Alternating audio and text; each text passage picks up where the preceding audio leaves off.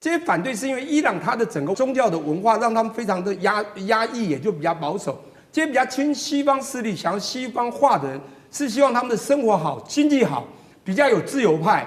他们反的是神权制度，但是不是反神权，因为神权主义是夹杂了他们非常复杂的民族主义。即便是反对的人，他也不会完全支持说，你今天来帮我推翻我的爸爸，叫我爸爸下台，我要接掌爸爸的事业。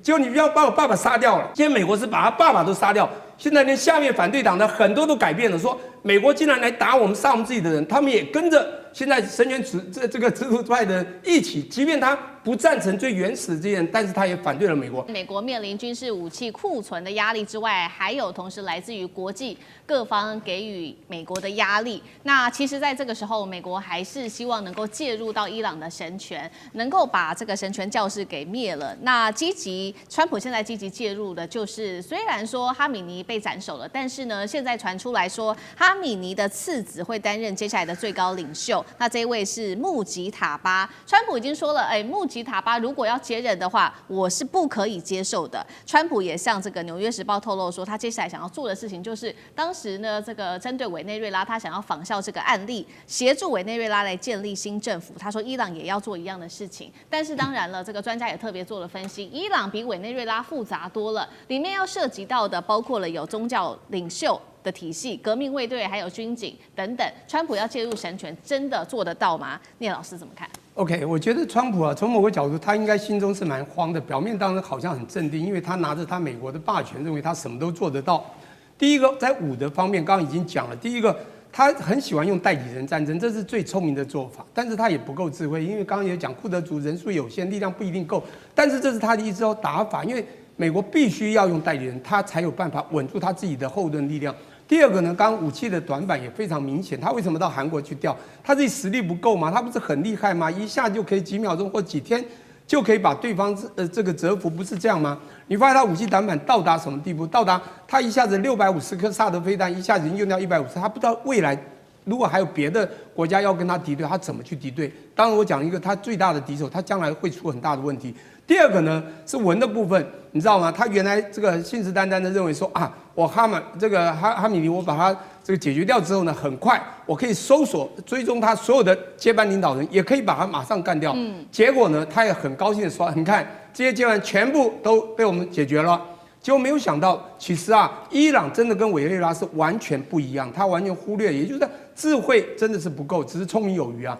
达到了什么地步？就是因为它的复杂性是这样子哈。第一个，在它的这个在革命卫队这个真正的神权体制里面呢，实际上它的每一个忠心的这个神权的人都是非常忠心的。当你打掉了部分人，其实每一个都有可能去接班，而且他们会同仇敌忾。这个同仇敌忾还不止如此。如果川普呢不接受他的儿子啊，刚讲这个所谓的穆吉塔巴，这是他的次子嘛，当然这个长子还有他的一些女儿也同时遭殃。但重点是，他来接手，他当然不会接受，因为他一样会有非常大的一种对美国这个非常痛恨的心。但重点来了，他即便想要去找过去反对这个神权制度这些这个所谓的这些这个接班人，但重点来了，其实你会发现他们的复杂性是这样的，即便是反对这个神权制度的这些人，他们也非常强烈的民族主义，因为啊。这个伊朗这个国家，其实大家要了解它的历史，在西元前550年到西元前330年，它叫波斯大帝国啊。这个帝国跨欧亚非大地啊，就居鲁士把这个国家弄得多强。从那时候开始，他们是有历史背景的。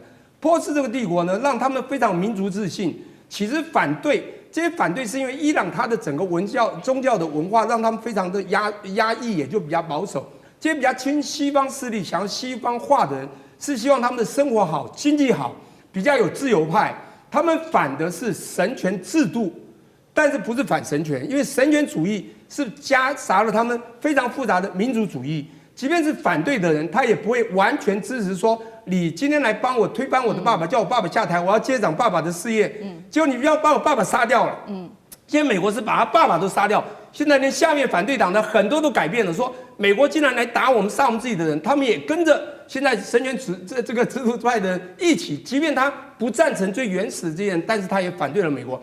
所以你会发觉，川普他现在要找接班人的确不容易。所以我觉得他慌了。当然，他最不能接受是他那个同个体系下来，他自己是哈米的儿子来接班嘛，对，他一定会非常的用更极端这个抵抗抵抗这个美国。当然，他可能不会直接打美国，在美国在中东所有的这个军事组织也好，或者说军事势力也好，或者所有的美国势力在那里可能发生的东西都会做同样的一些反击。现在重点来了，美国很奇怪，美国现在发现他打下去打这个不是他想象的，我讲川普不是想象中几天就能够收割了整个伊朗的所有，发现他好像要慢慢调整了，要多了几周，甚至还多了几个月。我觉得这个以伊朗的神权主义加上民主义的结合，他们的同仇敌忾，未来的这种民族性，美国可能会跌破了眼睛。哈米尼真的吗？是海山市的殉道引爆了圣战吗？今天会特别来关心到是美以伊的战火，现在似乎已经演变成了宗教末日战吗？三大信仰在这个时候对撞，中东会不会全面失控？今天会一起来做关心。本来觉得这个美以战争是地缘政治的一个战争，但是现在会不会引爆的是宗教战争，演变成包括了有基督教、犹太教跟什叶派伊斯兰教的这一场宗教战争呢？为什么会讨论这个话题？就是因为《经济学人》他这边做了一个最新披露，他说，已故的最高领袖哈米尼呢，他在开战前曾经多次拒绝转移到地下掩体去做避难。那在这个演讲，甚至在演讲当中，他还刻意引用，当时哈米尼刻意引用了有一个什叶派的历史中最悲壮的一幕，就是当时呢，什叶派第3任，同时也是穆罕默德的外孙，他叫做伊玛目海山，曾经在一场战役当中，这个是卡尔巴拉战役当中，遭到逊尼派的雅兹德大军包围之后就殉道了。那么哈米尼特别提到的是说，他像我这样子的人呢，我是绝对不可能会跟雅兹德这样的人来做效忠的。所以从当时的意思来看，是不是他已经准备好会做殉道，也就是他这一次是故意要在美以的攻击当中殉道吗？这是来自于《经济学人》提出来的一个观点。那也因此，现在有许多的什叶派的这个神职人员也宣告，他们接下来要帮哈米尼报复，所以他们要来正式的发动圣战。好，《经济学人》他这个报道这个样的观点的分析，真实性到底有多高？殉道对于什叶派的意义，赖老师又怎么看？我觉得目前的判断是越来越趋向于说，哈梅内伊应该是选择殉道的一个方式啊。至少如果以色列跟美国不敢直接的第一时间，那么对他做斩首行动的话，他也证明了他的勇气跟勇敢啊。那这个对于凝聚革命卫队、凝聚民兵，还有伊朗的人民是有相当大的助力的。也就是说，他很勇敢，他敢跟美国跟以色列的对抗。因为当中国大陆紧急撤侨的时候其实这个讯号就很明白了。我们一般来讲，在观察国际间的撤侨的时候，其实美国跟大陆是我们最高的2个指标。也就是我们一般来讲，我们更会看重的是中国大陆的撤侨。大陆的基本上的政治情报工作基本上是蛮准确的，所以他们的撤侨的时间点都是比一般的国家来得准。因为有些国家动不动就撤侨，然后最后这个没有事，那被撤的人他可能当天的行程或者多少都会有一些损失。但是你如果不撤侨，不宣布撤侨，情报失灵，像日本，你看现在日本还有200多人困在那边。我们台湾也很多人被困在中东地区，目前都还跑不出来啊。所以你可以了解到，就是说有些的地方是反应很慢，但有些人是反应过度。可是最准确的，一般来讲，大家会估计的是美国跟中国，特别会看的是中国大陆。所以当大陆一旦宣布撤侨的时候，你想，当他的大使馆、领事馆宣布撤侨，那你觉得伊朗不会觉得马上启动最高的安全等级吗？当然有可能嘛。可是为什么哈梅内伊本身还是不愿意进入这种帮他们设计好的各种安全处所？没有，这代表说他一方面，如果说他们美以没有对他实施斩首行动，他展现出他巨大的勇气。第二个，如果对他实施斩首行动，那他的这些高层都殉道了，殉道就会把伊朗跟海外的这些什叶派的人的凝聚力就拉到最高，而且也有可能会实施海外游击战，美国把它称之为恐怖主义战争，但是它是一种海外的为宗教而打的游击战，这就不能排除，这个就才有动力，这个动力是很巨大的，能量是很大的，所以我个人觉得，经济学人的评断基本上来讲是站得住脚的。好，所以在哈米尼他身亡之后，现在是不是掀起在海外的所谓的游击战，也就是圣战？现在浪潮会不会在全球多国兴起？那接下来对美国的威胁，厉将军又怎么看？我觉得哈梅内伊他这个殉道的可能性是非常高的。第一个，以他的个人的价值来看的话，他已经80几岁了嘛，而且身患癌症如果说不管之后来讲的话，老死或者是病死，那他一生大概就是默默无名了哈。可是如果这一次他可以用殉道的方式激起整个什叶派对美国的对抗来讲的话，他的名声可能会留下去。所以我觉得他可能有这种宗教的心态来做殉道。那我将哈梅内伊这次的举动称之为一个最大的恐怖的这种炸弹自杀客他利用自己自杀，然后引爆了全世界所有什叶派的圣战。那目前来讲，果然没错什叶派最高的宗教领袖叫舍伊子这个拉瑟子色拉子他99岁，他现在已经下达了所有的圣战追击令。那他将这一次之后第一个，他将美国跟以色列这次对伊朗的攻击定位为这个对伊斯兰这个穆斯林的一个攻击的行动是一个已经定位成一个宗教战争，那就非常可怕。所有战争里面最怕的，如果说只是因为经济因素或者是地理的因素、资源争夺因素，或许还好解决。但最怕的就是2种战争，第一种是民族战争，第二个是宗教战争，那永远没完没了。除了中国之外，中国大概不打宗教战争，但是我们很难去感受到，就是西方世界或者是说犹太教、基督教或者是回教，他们那种宗教战争的狂热是很难感受到。第二个，他这种殉道之后，他会号召所有什叶派的这种这个激进分子愿意为这个之后的圣战来投入这场战斗。当然，对这个哈梅内伊这次殉道来讲，也等于是一次下了一个动员令，所有的这个什叶派的这种年轻人他之后来讲，等于接到动员令，他就开始投入战斗。所以我觉得对美国跟以色列来讲，以后来讲可能是这个很难有这个安稳的日子过。好，我现在看到的是宗教动员现在已经从伊朗这边发起，但是另外一方面，有没有可能这场战争最后变成一个宗教战争？是今天我们也要特别来做讨论的。就是除了伊朗这边有宗教动员之外，现在来自于美国方面，基督教这边有一些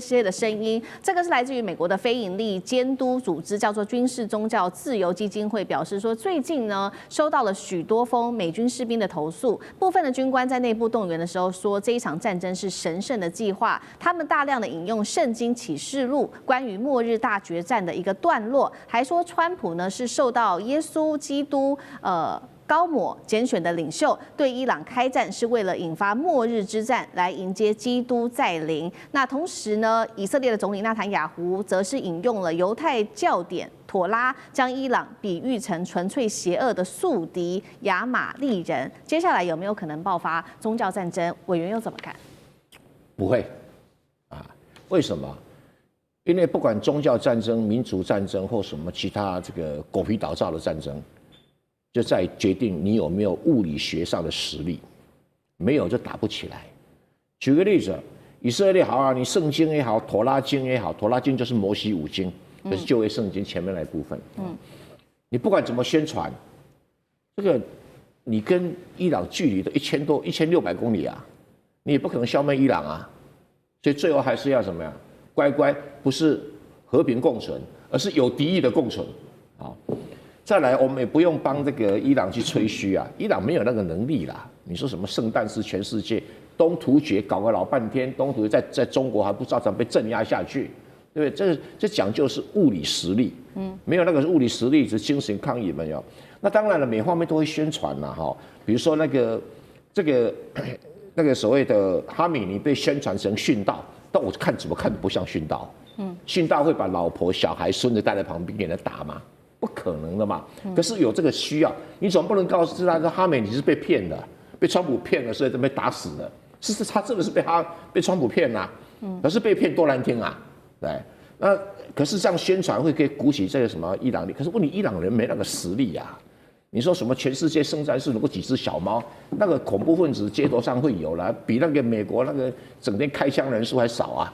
美国一年街头上开枪至少死1000人啊！我讲的是警察开枪的哦，不包括自己开枪杀来杀去的哦。那规模根本还不能跟这个比。那你要像宾拉登搞是911哈，那宾拉登手上几十亿就为了这个计划，你像伊朗拿了个几十亿啊，不切实际了哈。所以这个战争本身要回归物理原则，你有多大的本钱、武力、粮食、弹药，补给啊。能够从事多大规模的一个运作，所以你说要变成宗教战争，你看那个十字军东征赢了吗？也没赢嘛，战线太长了嘛，所以这个宗教战争在大部分的内战比较残酷，因为我离不开你，你离不开我，对，所以就会杀得很残酷。但是如果是2个宗教离很远，你美国基督教你离伊朗多远，你怎么可能消灭伊朗来回伊斯兰教？那什叶派也没有特别厉害，逊尼派 IS 就是逊尼派，还比那个什么什叶派更强。所以宣传你不要被宣传的给骗了，宣传是专门在骗人的。好，那我们也回顾到说，那这一场战争现在中间有一些的争议，就是在大家在了解说为什么当初哈米尼会被斩首，还有48名的这些高层会被团灭，是不是当中伊朗内部有内鬼？也就是说，现在把矛头指向了伊斯兰革命卫队的精锐部队的这一位司令，他是圣城旅的司令卡尼，从2020年他就担任这个圣城旅司令的这个指挥官。那现在在怀疑是不是他当初把一些消息透露给以色列的情报单位摩萨德，所以说他没有在这一次美国的斩首当中身亡，有没有可能？杨老师怎么看？他就算不是内鬼，他现在也一定是内鬼。因为你是唯一在最高层当中没有死亡的，自己很危险，对不对？所以呢，当然他就不可能再继续担任圣城旅就是革命卫队的司令了哈。至于哈梅尼是不是殉道，我觉得很简单，伊朗人选择相信他是殉道。一个他们认为说他不需要去停留在最高领袖的办公室。因为你在图片上看到，就是总统办公室中间有个清真寺，然后旁边就是最高领袖办公室，那打得很精准。那中国办公室完全这个一毫无伤，所以这个对伊朗人而言，其实这个86岁的哈梅尼在他的办公处所，那我们就叫因公殉职啦，对不对？那当然你会觉得，为什么他的女儿、他的孙子？因为你也不知道哪一天会被炸嘛。但是在那个时间点你还去那个办公处所，其实他大概知道。他就要选择的一个道路，那伊朗人就选择相信如此。那另外就是我们看到，他整个49位，包含和这个哈梅尼的这个高层都被干掉。可是你看到后面非常有节制、有步骤，而且还蛮精准的18波的攻击，27个美军基地、雷达，然后呢海军基地，以及以色列的各式的基地，特别是特拉维夫。虽然这个越打越少。但是呢，一直持续，就表示说，其实他们等于就是说，立章就讲的没错，他有一点这种所谓去中心化，但事实上不是完全去中心化，那否则怎么去协调27个基地谁打谁啊？对，谁去打？所以那个机制还是在。我觉得，尤其是现在一直在传出来，就是哈梅尼的儿子穆杰塔巴。那如果是他的话，不管是不是他，我觉得在这个事件之后很有趣味的是，圣战化。这个的确，因为很多美国的一些评论员觉得川普做错了，你不应该这个时候把86岁的哈梅尼给打掉，你跟整个穆斯林以及伊朗那是世仇了，因为他是精神领袖，他是宗教领袖，86岁你把他打掉，也打死。但是呢，他的儿子上来，我觉得伊朗的内部现在变成一个很有趣味，神权退后了，军队向前了，因为他的儿子穆杰塔巴是。没有什么这个名声嘛，也不是什么法学家，他只不过是跟革命卫队关系好。那革命卫队需要一个支持者，一直在拱他。以前就是这样的因素。那但是因为他是世袭，但看起来不可能。这次事件你成就了他，所以我现在是比较看好他了，加油。但是呢，如果他真的坐上了一个最高领袖的话，那这个国家就变成军权主导、神权为名进行圣战，这对美国是不好的事情。美国总统3月5号这一天特别信心的表示，这一次美伊战争的军事行动进度是超前的。伊朗海军3天内已经损失了24艘的舰艇，来自于川普的最新说法，并且他呼吁伊斯兰革命卫队放下武器吧，接受豁免，否则必死无疑。接在川普后面的就是美军中央司令部的司令古博了。他特别提到，伊朗的战力正在大幅的衰落当中。他说，伊朗的弹道飞弹攻击减少了90%，无人机的攻击更是减少了83%左右。但是在这些话说完之后，我们也要特别来看到 Politico 这边做的报道。他说呢，事实上，美国正在要求自己的国防部赶快加派军事情报官进驻，因为他们觉得这一场战争并不如川普这样说的可以这么快的解决，甚至他们预估这场战争会打到9月份了。另外一个比较打脸的消息是来自于《金融时报》，揭露了一个美军不敢公开的一个机密。特别来看到这个报道，特别提到了防空拦截在美军的部分的弹药库已经到了危险的一个边缘了。特别我们也整理出了几个美军很重要的系统，包括了萨德跟爱国者。来自于香港01的报道。萨德系统总数已经不到了650枚，一次援引就会全部被打光150枚。爱国者飞弹系统同样的，现在也是非常的吃紧的。首尔最新今天新闻的一个消息说，美军正在商谈要调动驻韩的武器了，包括爱国者飞弹到中东地区，这都是最新的消息。另外一头，我们今天也会来关心到的是库德族的部分，已经移师准备好待命了，在1周到10天之内就会来施行跨境作战。所以节目一开始我们要特别来关心了。根据川普的说法是美军已经胜券在握了，但是又有另外一个报道说这场战争会是消耗战，拖到9月份甚至更久吗？千名的库德族民兵现在对上伊朗的伊斯兰革命卫队，因为现在看起来美国是不是不会出动他的地面部队呢？那么这样子的能够打败伊斯兰革命卫队吗？川普会不会让自己陷入在长期的泥淖当中呢？我们请将军带我们分析。孙子兵法有一句话哈，胜兵先胜而后求战，败兵先战而后求胜。孙子这句话意思就是说，你打仗之前要做好各项的作战准备，那你再开始去开战，这样你才有胜算哈。如果说是你一开始只是想先打这场仗，打完开战之后，你在一边打一边在想说，哎，我什么地方没有做到，什么地方还要再加强。不断的去补哈，这叫败兵。就先战以后，我再想办法去求胜，但这场仗也是注定失败的哈。那我们验证孙子在兵法里面讲的这句话，不就是美军现在所面临的一个情形吗？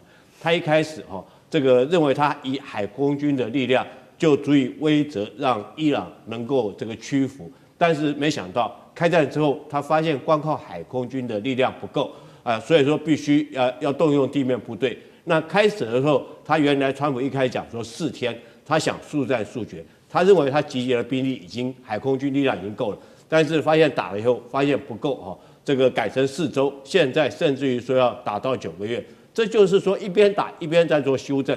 那现在更扯的是要叫这个库德族的民兵哈从北边那边来攻打伊朗。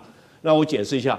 库德族，中东地区总共有5大民族哈，只有库德族这个民族是一个很悲情的民族了，因为只有他没有自己的国家哈。我们不管看到波斯他自己有这个伊朗国哈，这个甚至于犹太都有以色列，这个阿拉伯民族有阿拉伯这几个国家，那唯一遗憾的就是库德族，他虽然说在这个地方有领土，有在这边生存，但是他因为不是一个国家，就变成一个游牧民族。那当然被几个国家欺负，尤其是包括土耳其啦或者是叙利亚啦大家都在打他。那美国一直利用库德族来帮他打仗。之前我们讲说这个 ISIS， 他就是用库德族去打的。那打完之后，事实上他就弃之不顾了，也没有照顾人家库德族。所以我觉得这次库德族还愿不愿意再帮美军打仗，这是很大一个问题。那为什么要用库德族去打这个伊朗呢？因为我们都知道伊朗它是什叶派。那库德族他们是逊尼派的，所以他认为说可以借着这个宗教上面的这种矛盾，可以挑拨，利用库德族来打伊朗，这是美国自己打的如意算盘。但是我们看现在证明几件事情。第一个，川普我想说他会想要动用库德族，证明一件事情，证明就是说你光靠海空军的力量是不足以这个屈服这个伊朗这个国家的，必须之后再怎么样，你都要动用地面部队，才有可能结束这场战争。这是第一个证明。这个我们之前所研判的没错，那你川普要打这场仗，从头到尾你都没有准备地面部队，在这边，那临时去拉了库德族来打。第二个，我们看看伊朗这个国土，这个打仗来讲的话，天地敌我水，这5个因素你要考虑进去，天候地形。那我讲地形好了，地形来讲的话，伊朗之所以数千年以来没有被其他国家没有被其他民族所消灭过，就是因为它的地形非常复杂，它四周环山都是山脉，然后国土纵深非常的深远，你靠地面部队要入侵不是这么容易。我们都知道，从海岸线到这个德黑兰要1000公里长，1000公里你作战纵深要多久啊？那你光开车你要开多久？那你运这个弹药要运多久？如果说你只靠这个库德族民兵的力量来讲的话，它毕竟只是一支游击队，它没有持续的战力你后续来讲，后勤补给、弹药、粮秣等等来讲的话，他如果说就算库德族从北边那边入侵，他打到德黑兰，我觉得他力量是不够的。那第三个，我们看这库德族现在你能够动员的兵力也不过是数千人而已。那数千人大概就是一个团的兵力，一个旅的兵力，不到一个师的兵力。大家要晓得伊朗来讲，它虽然海空军现在长期被美国所制裁。所以它海空军是很弱的，它几乎没有什么海空军所以一开始这个川普讲说，海军已经彻底被打趴了，空军也没什么制空。可是不要忽略了，伊朗来讲的话，它的陆军作战力量还是非常具有实战力，尤其是它的革命卫队这是很有坚强的地面作战部队。所以库德族就算是你动用库德族，那能不能够击败这个伊朗的地面部队？我觉得这存在很大的疑问。所以我们看出来，川普来讲的话，他这场战争他已经是一边打，他一边想办法还要求胜，那已经注定所谓的败兵先战，然后再去求胜。好，所以我们看到整体美军现在战力的部分，在海空上面补给发生了很大的一个空缺的问题，这是来自于美方自己的媒体自己证实的消息。那兵力的部分呢，现在同样是面临很大的不足尤其现在光靠库德族是相当不足够的。包括了伊朗现在都看在眼里持续的扩大。它对于其他国家的攻击，现在呢已经打到了，在这几天打到了北约的成员国土耳其去了，当地的这个应急立刻空军基地发射飞弹，这边驻有大量的美军。虽然说这个飞弹后来是被拦截下来了，但是北约的国家现在其实都非常的紧张。北约国家现在已经在讨论了，大家是不是应该要在这个时候启动共同防御条约呢？在内部已经掀起了非常多的讨论。那么美国跟以色列现在另外一方面则是派出他们的这个侦察机在某些已知道的这个伊朗地下飞弹城的上空做盘旋，如果有发现什么任何的活动，会立刻派他们的战机跟武装无人机来针对发射口进行攻击。这个伊朗手上还有哪一些长程的飞弹呢？如果只是打这个发射口，打不到飞弹城的本体，真的能够摧毁伊朗的战力吗？张将军又怎么看？因为这个伊朗算是被动反击。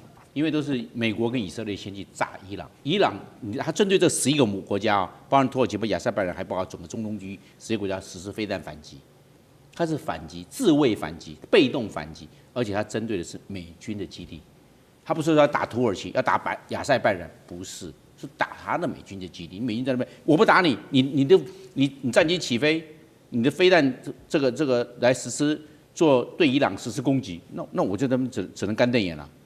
当然，这个飞弹或者是无人机过去的，可能有中途被拦截，打掉之后，它刚好掉到土耳其境内了，那可能炸死了这些土耳其的老百姓呢，亚塞拜然老百姓了。那不管还包括约旦、沙烏地阿拉伯、阿联酋、巴林、卡达、科威特、伊拉克多了，叙利亚等等太多了。那这样子的话，那你要怎么去算？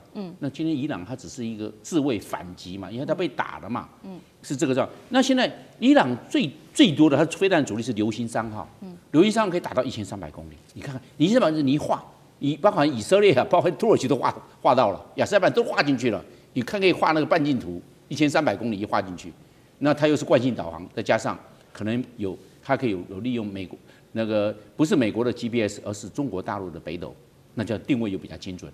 那当然，美国或以色列它会发射大量的爱国者3炸的系统，反导系统就出来了。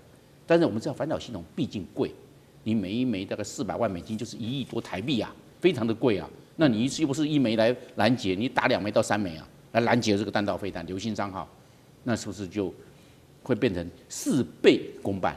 对美国来说，反正伊朗就继续打。伊朗到现在目前为止已经打了500多枚的地对地的导弹，已经使用了2000多架的无人机，已经用到目前。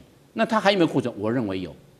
但是在山洞里面啊，美国去炸山洞口？问题这个山洞口好几个山洞口每一个基地都好几个，不是就一个炸完就没有。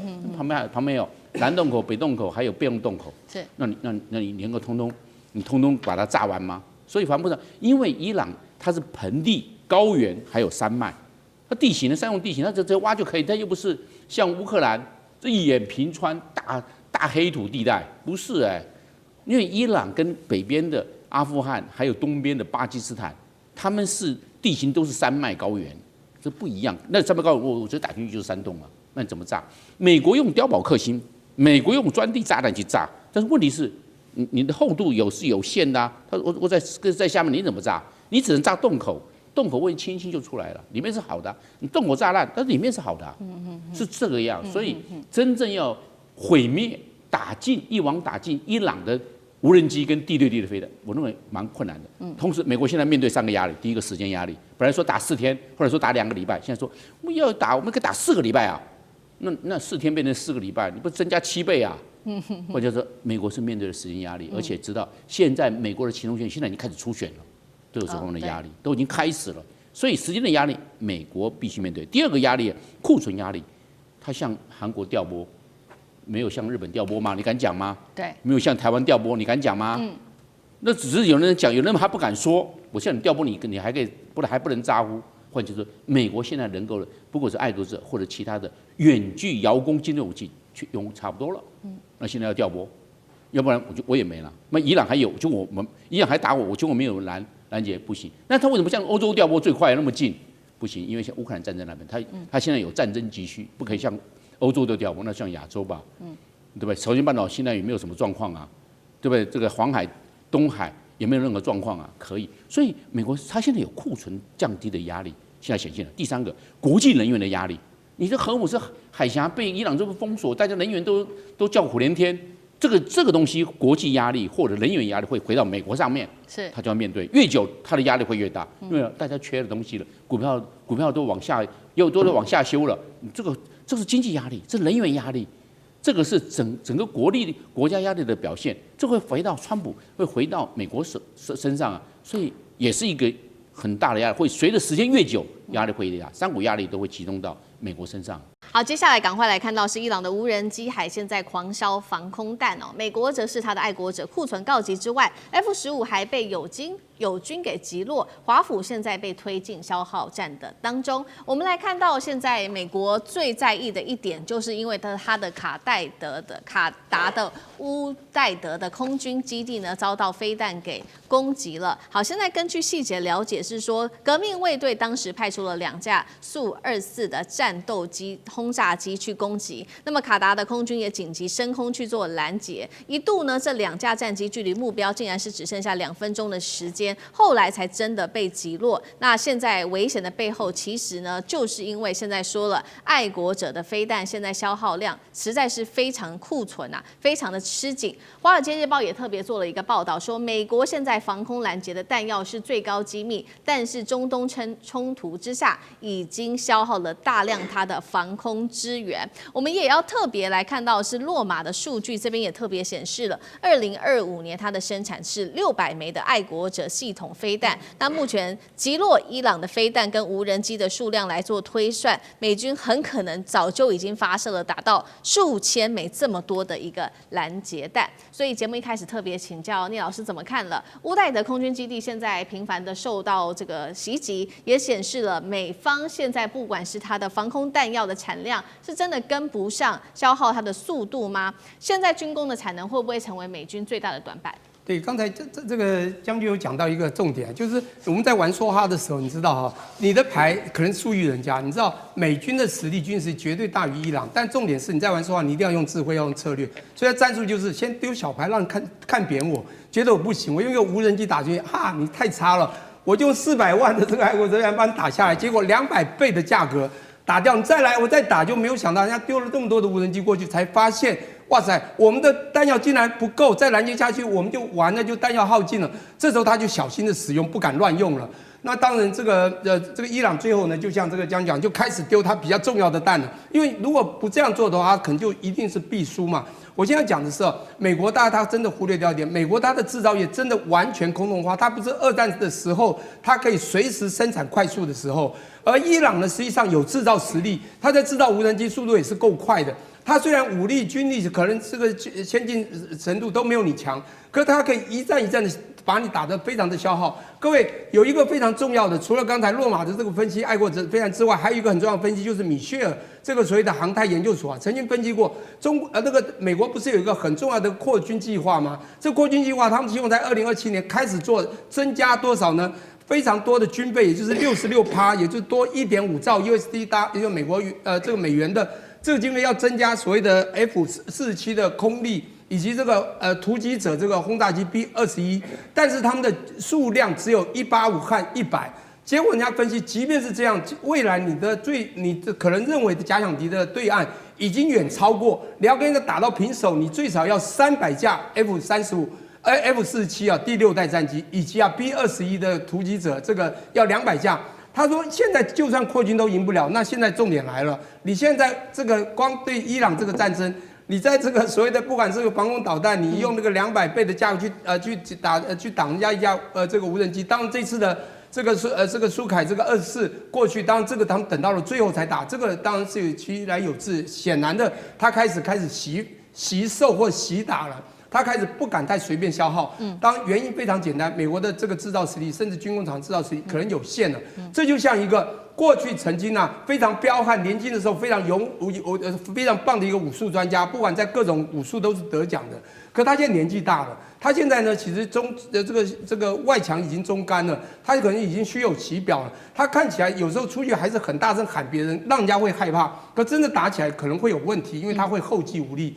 我担心就是美国最后的未来真的是因为这样子，而这个短板非常越来越明显。最重要就是它后勤可能会无力，就是后继无力。好，所以我们看到这个美国跟伊朗之间，这个伊朗针对美国打的是一种不对称的作战，那当然也考验美国现在本来就已经很吃紧它的军工体系。那另外一方面，现在也有一个说法说，美军现在面对的挑战，还有来自于跟这个盟军的协调也出现问题嘛？因为从战争爆发到现在可以看到已经有3架美国自己的 F-15打击鹰在科威特的境内坠毁，还不是伊朗打的，而是这个友军误击所造成的，是不是在盟军协调上出问题了？这样看起来，美军空中作战会不会变得更加的危险？张将军怎么看？我认为美军在科威特根本没有跟科威特成立一个共同空中作战指挥中心。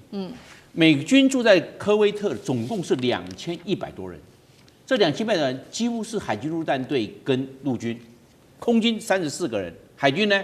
海军3个人，没了，就这样子。那34个人就是管后勤。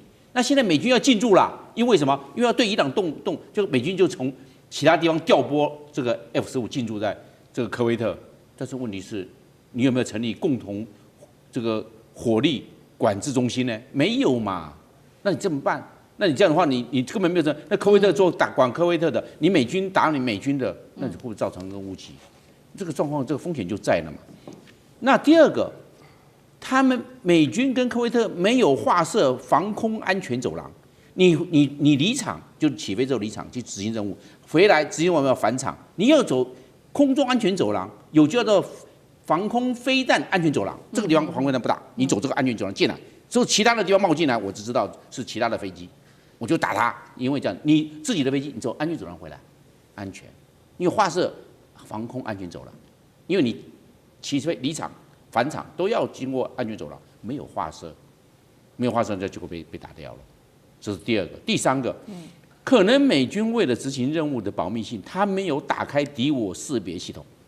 敌我识别叫 IFF， 就是敌我识别。那不要打开，我打开的时候啊，我看到我们大家都知道这是我 F-15，但是伊朗也看到你是 F-15啊，但美党的雷达也早知道，你知道，那我不要开，你不要开，结果敌我识别系统就不生效。那到底是那个敌我识别没有开，那一定是伊朗过来的嘛，打掉，那就科威特就把防空部队把它干掉了。因为为什么敌我识别系统没开？为什么？就是为了保密、隐秘，结果也害了自己。对。是这个样啊，3个错误同时发生。我认为最重要的是共同空中作战管制中心没有成立。应该成立，我们大家共同成立，就是然后做任务分配。结果34个人都是后勤，根本没有。所以他进驻的时候不要只是飞机进驻，管制官要进驻，指挥官要进驻。我认为这一次伊朗战争打完之后啊，首先拔掉的就是美军驻科威特的指挥官，他可是2100人，你要负最大责任。3架 F-15被干掉，你要负多大责任啊？出任务被干掉就算了，你是自己人被自己人打掉嘞。对，你这个协调是怎么协调的我们只有后勤的，那你要成立共同火协中心呐，火力协调中心，你为什么没有成立？因为火协中心为什么成立？这是指挥官的责任啊。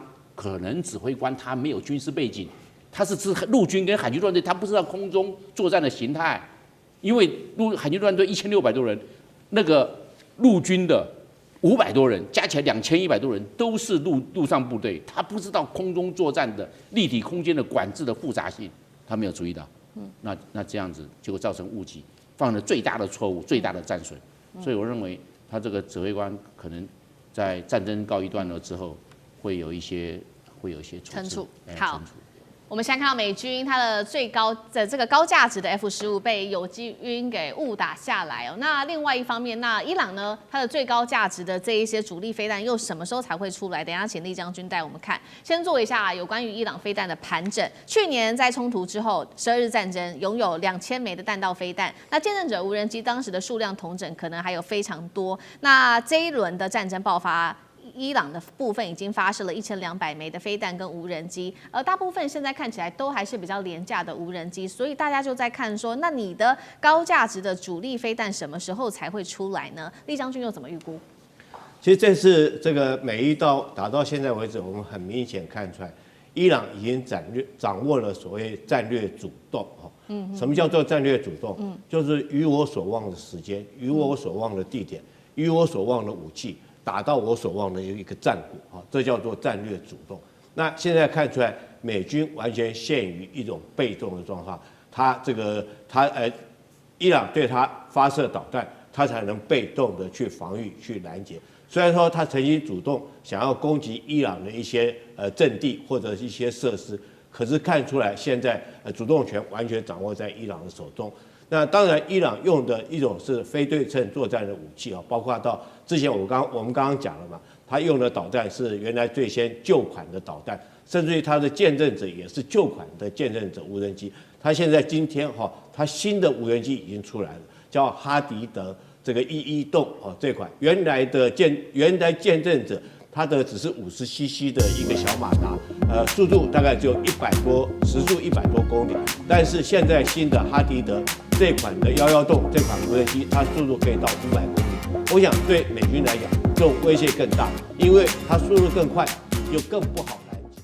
川普在突袭了伊朗之后，现在是不是自食恶果呢？我们要来看到，现在西方的盟友孤立了美国之外，在油价的部分，因为伊朗封锁了荷姆兹海峡，所以现在价格已经破100了。美股的部分则是大跳水，习川会现在川普最在意即将要登场的3月份习川会是否也会被因此取消呢？今天会一起来做关心。好，本来川普觉得说这一场战争应该就是以一种闪电的方式可以立刻的结束，但是没有想到是立刻翻盘了。我们刚刚也谈了非常多有关于战情的部分。那么川普呢，他也希望说西方的盟友们是不是在这个时候能来帮助美国？没有想到我们看到西班牙跟英国是立刻表态了，不会来帮助美国。好，我们来看到是西班牙的首相，包括了桑切斯，他说拒绝美国使用西班牙的军事基地。英国呢，美国最坚定的盟友，英国也说这次军事行动我们选择不会参与，包括你也不可以使用在这边的英国在这边的美军基地。川普就怒批施凯尔，你不是丘吉尔，讲这些话也都没有用。另外，川普也说了，除了英国之外，西班牙我会跟你切断所有的经贸往来。川普对这些西方的盟友感到非常的愤怒。那另外一方面，表态的现在中国大陆出来说话了，他要川普，还有要美国跟以色列立刻停战。这个北京强烈的表态说，美以的行动这个是错误的。原本规划的川习会，现在北京有没有可能取消或者是延后？这对于华府来说，恐怕是非常担心的事情了。所以接下来我们要特别请教委员又怎么看了？现在川普眼前的问题，除了西方的盟友不帮忙之外，还有他最在意的川习会是否生变了，如何影响到国际局势？川普是不是误判了这最后可能会造成的结果？委员怎么看？是美国的盟友这一次都选择跟美国保持距离的原因，是因为美国发动这场战争，并不具备正当性哦。那你先不要讲说川普已经不承认的国际法了，但是大家第一个反应就是你有没有通过联合国安理会的决议？你在没有联合国安理会的这个同意之下，你就贸然的发动战争，你完全是视国际法于无物了哦。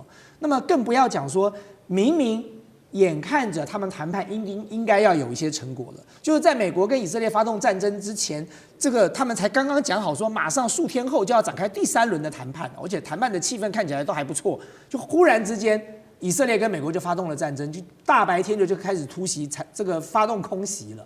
所以这当然完全不具有正当性啊！他就觉得说这是另外一个珍珠港事件翻版，明明不是在谈判吗？就接下来马上都约好时间了要去谈了。那你把库纳许把你美国这些谈判代表就当作是玩偶就对了，就摆在那里骗一骗人家，然后你背后一手拥抱一手插刀。那这样的做法对美国的盟友来说，他们当然就不可能陷入这场这个有道德争议的战争里头了哦。那么很显然的，就像刚才大家在讨论的，我认为美国这一次很严重的被以色列误导了。那说误导可能好听一点啊，说被以色列操控可能比较实际一点哦。就是这你不得不佩服这个以色列的影响力，就是美国也好，或者是像川普也好，几乎就是把以色列奉为大哥了。就是这个以色列讲的话，以色列要做的事，川普完全使命必达的。那么，所以在这种情况之下，川普把美国陷入了这样的一个境地里。我们刚才不断的在讨论说，为什么现在全球要变成一个这个全球大乱，甚至搞不好还会爆发更大的这个区域战争？其实最主要的原因就是对伊朗来讲，你要灭掉我了，我已经是生死存亡了，我绝对不介意拖全世界下水。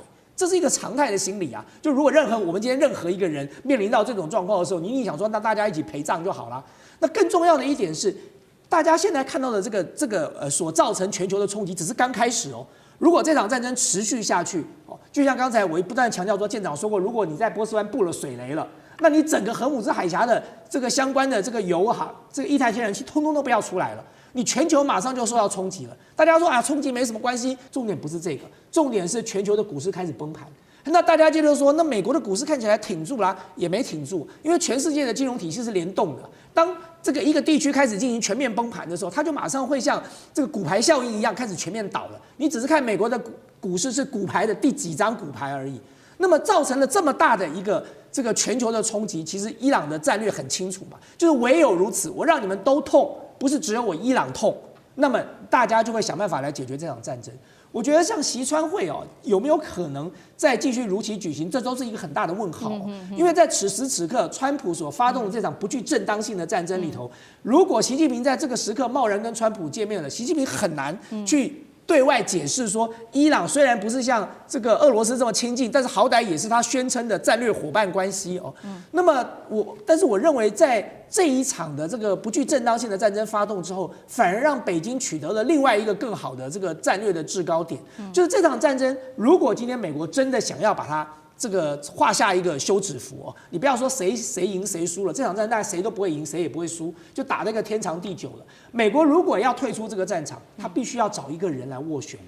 这个时刻，你说波斯湾的国家谁愿意斡旋？他们已经跟这个伊朗都已经扯破脸了。这个时刻最有资格、最有能力斡旋的就是北京政府。所以呢，我认为，对于习川会有没有可能继续推动下去，除非川普释出更大的善意，他给出更好的利多，那么习近平也许愿意勉为其难。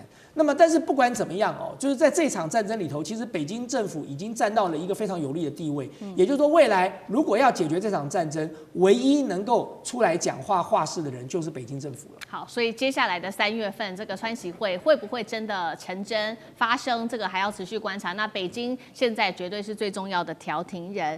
川普现在要担心的事情，除了说接下来的习川会会不会如期举行之外，他还要更担心的是，现在整体的资本市场已经开始出现了非常多的反应了，恐怕都对于他来说是具有非常大的压力的。我们先要来看到的是，包括因为刚刚提到了嘛，伊朗它封锁了荷姆兹海峡，在这边布了大概6000多枚的水雷在这边，所以现在可以看到呢，这个油价的部分已经不断的在飙涨，150艘的油轮现在卡在荷姆兹海峡的海上，油价单日狂飙双位数，布兰特原油的短线哦冲到80到90美元，现在预估封锁持续的话，油价会破100元大关，天然气价格同样是冲破飙涨了130%。川普一直喊嘛，赶快降息，现在看起来通膨的压力会持续的扩大，那就更不可能逼着联准会主席去做降息了。那所以川普就喊啊，那没关系，你荷姆兹海峡封锁，我会出动所谓的海军来去护航之外，针对资本市场，我也会做这个金融保险的救援，到底有没有效啊？舰长又怎么看？川普经常讲话，就是他一念之间啊，就是随性而至就说了一个东西，他根本没有去问底下如何去做这个事情。荷姆斯海峡的地形啊，如果你看到这里的地图，你就知道你海军怎么去护航。大家请看这里啊，如果这个可以拉近一点的话，你看这里，荷姆斯海峡在这里。你知道我从这个波斯湾这里走出来，弯到这里这样过去，这里距离非常近。当我一个船走到这中间的时候，我问你，所有这里都是伊朗哦，每一个方向都有可能打一个飞弹过来，对，甚至一个飞弹快，它有数百艘的飞弹快艇，飞弹快艇也可以打过来，你如何防？这个东西不是说这里东西弯的，而是它的叫做它的反应时间根本不够啊。这个30几公里，我走在中间，大概就是距离陆地大概是10几公里，那个飞弹一下就到了，那我怎么防？我去保卫别人，我一个军舰走在里面，我只有一个想法：我如何自保，我如何活着出来。那如果一艘军舰在这里，那军舰都上百亿的，一个叫做油轮也不过才几十亿而已啊。那你认为，如果我今天要去打这个护航的油轮，跟那个护航的军舰的时候，这油轮的时候，你要打谁？我先选择军舰，那是高价的，我怎么会打油轮？这是一个。那土耳其，对不起，伊朗有高音速空船飞弹，它的飞弹的性能我查一下，比我们的雄三还要好，就是更快一点，打得更远一点。他用这个打，我现在跟你讲，他在这里面这么短的时间，几乎很难防，你知道？理论上可以，实际上都非常难。所以他会不会用这个去打他呢？我告诉你，别以为他会打。所有的角色都要去想。如果我今天他不说他在外面有一个航母，对不对？我派了5个这个飞弹快艇去打5枚我刚刚说的那个超音速飞弹，然后把它航母打沉或打很重，然后呢？然后这个国家就基本上就完蛋了，美国就要你的命了。所以他会去做一个考量。任何作战不是说你这样完毕就结束的，没有结束啊，还有后续。然后刚刚委员说几次啊，就这一次所有的封锁都是靠飞弹封锁。如果他说停，立刻停。有一个指标，大家去看啊，只要看到这个指标出来，就知道完蛋了。他如果在这里布300颗水雷，就完了。为什么？整个就堵住了。2012年曾经在这里做了一个30个国家的排雷的演习，放了29颗雷，进行了12天，找到的雷不到1半。非常非常的困难，那还29颗，你只要摆300颗雷，就真的符合委员说的，他要跟世界同归于尽了。我觉得那个是一个很重大的一个指标。好，一方面是荷姆兹海峡对于全球的影响非常的重大，而且包括整体的油价都会受到影响。另一方面，美国的股市，川普上任1年多来一直在吹的就是股市涨非常多嘛，这是他的重要 KPI。那现在我们可以看到道琼盘中暴跌了1200点，全球股市一起全面下挫。干哥怎么看这个后续的灾难性影响？对啊，你川普好不容易弄出一个政绩来了，结果一打2天完蛋了，道琼下跌1200点。我告诉你，那个1200点对美股而言是很大的灾难，对不对？然后呢，后来川普马上及时跳出来说，不要怕，原油我会派军舰去保护的。然后这个傻乎乎的美国人就相信了，就反弹了，后来只跌了400点而已。我可以跟你讲，再过2天一定又会再跌到那个数字啊，因为它不仅仅是道琼，它连纳斯达克啊、摩根斯丹利，它都那个摩根指数都跌，只是深浅程度不同。我们就来这样讲，我先讲一个重点，就是说，不要说6000颗水雷啦。刚才舰长讲的是29枚找不到1万，我告诉你，只找到14枚而已，那个是5年前的排雷训练。我相信现在6000颗水雷没有真的丢到海里去。如果真的伊朗布下6000颗水雷，国际油价不是像北海布伦特不是昨天83块吗？一定到120块。我跟你讲。